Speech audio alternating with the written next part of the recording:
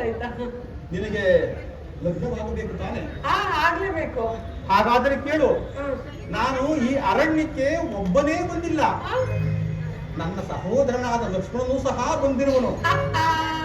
ಆತನು ಈ ಅರಣ್ಯದ ಮತ್ತೊಂದು ಪಕ್ಷದಲ್ಲಿರುವನು. ನೀನು ಆತನಲ್ಲಿಗೆ ಹೋದರೆ ನಿನ್ನ ಕಾರ್ಯವಾದರೂ ಆಗಬಹುದು. ನಿಮಗೆ ಸೊಗರವಿದ್ದಾನೆ. ಹೌದು, ಆತನೇ ನಿಮ್ಮ ಹಾಗೆ ಸುಂದರವಾಗಿರುವನೆ. ನನಗಿಂತಲೂ ಬಹಳ ಸುಂದರನಾಗಿರುವನು. ಆದ್ದರಿಂದಲೇ ಆತನನ್ನು ಲಕ್ಷ್ಮಣ ಎಂದು ಕರೆಯುವರು.